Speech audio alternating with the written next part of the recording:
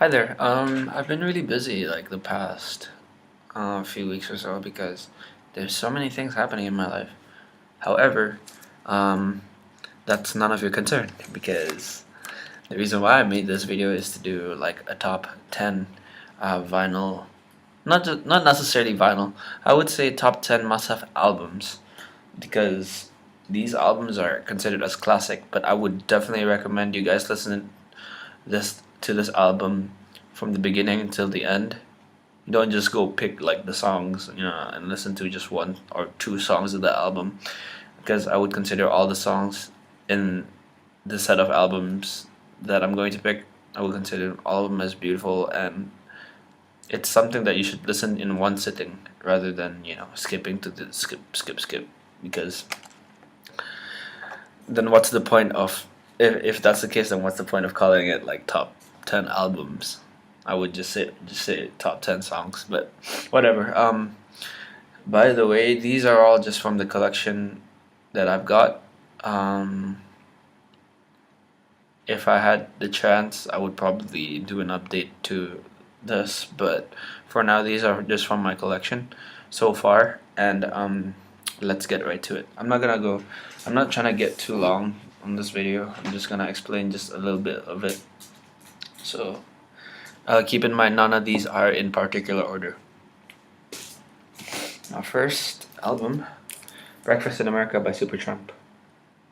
If you guys know that song, Cupid's Chokehold by Gym Class Heroes, they sampled their chorus from the song called Breakfast in America, which is by Supertramp. And I swear, if it wasn't for that band, I would have never known Supertramp. So I guess, one thing leads to another, and I would say this album is all in all a good album. Originally, I got this album just for that one track, but having to listen to it from the beginning to the end, I thought, how can I just leave that one track out? The whole album is in general quite beautiful. So if you have the chance to get this record, or regardless second or new, get it. It's worth the dollar if you can get it for $1, because that's how much I got it for. Second album, Led Zeppelin 1. Can't go wrong with Led Zeppelin. And their very first album made an impact in my life, I would say. There's not really much explaining to do. It's Led Zeppelin. Can't really go wrong. If you're really into like rock and roll, this is definitely like a classic. It's a must-have, no questions asked. Now, if you know me, I cannot leave out Tegan and Sarah. Now, I picked So Jealous for a reason. I feel like this album is when they start to actually like explore different boundaries of music. I would say, because If It Was You is a wonderful album, so is This Business of Art, but this is where I think they started to get a bit more technical with their music, even though Heartthrob is not that technical. But I mean, this album kind of led them to sounds like The Con and Sainted, so I would say this album is all in all overall a good album. From Even though like there are tracks that stand out, but I could listen to all the tracks here without being bored. Especially So Jealous, I could listen to that song on repeat. So if you get a chance, get that.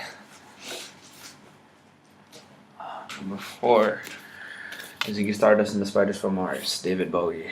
Wow, a classic album.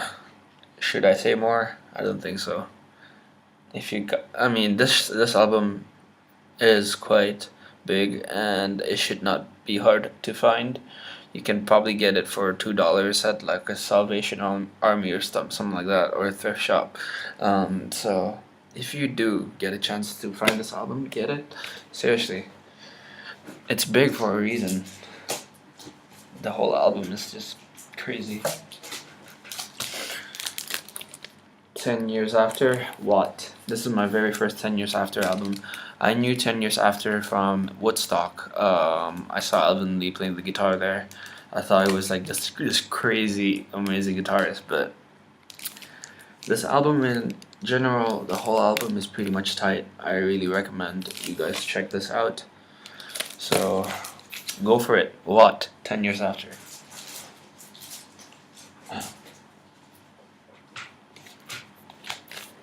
Nirvana live unplug in New York. Just, I mean, if you know me, you know Nirvana's my favorite band, and I chose unplugged because it's pretty chill. I mean, like a definition of like a grunge band that could actually make like beautiful music on acoustic guitars is quite rare. To turn like harsh like grunge music into like slow, beautiful songs, it's unbelievably amazing. That's why I chose this out of all the other Nirvana albums, because it's pretty much listenable at any time of the day. And yeah, if you can get your hands on these bad boy, go ahead, get it. I recommend it. Now, on more of the folkier stuff, Sharon Van Etten, Epic. This is my very first Sharon Van Etten album that I've ever encountered, and I would say from the beginning to end, please, like, if you get a chance to get this album, listen to it from the beginning to the end. Do not like skip tracks, because this album is meant to be enjoyed as a whole. Well, so is every other album that I'm gonna point out in this video, but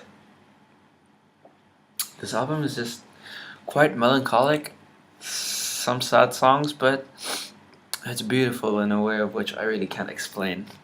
So if you do get a chance to get this album, get it.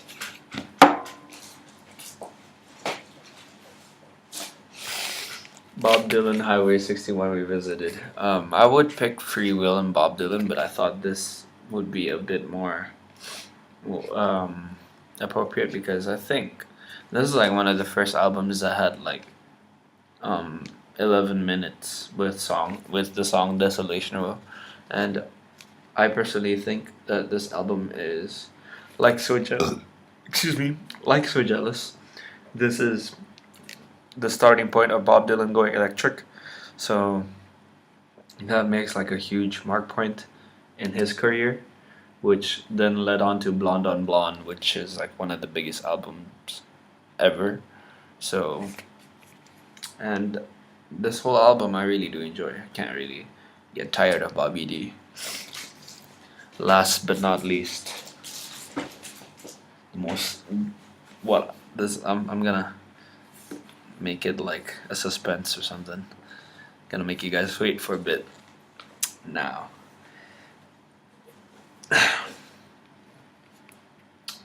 The Cure, Disintegration. This is such a beautiful, wonderful album.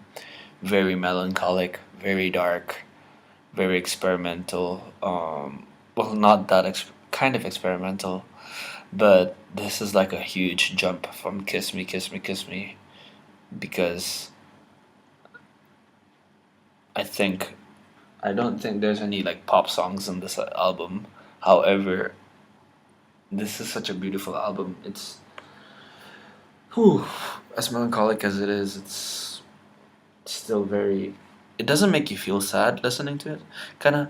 It kind of brings you to this dark side a bit of The Cure, but it's so beautiful in a way of which I really can't explain, like Sharon Van Etten.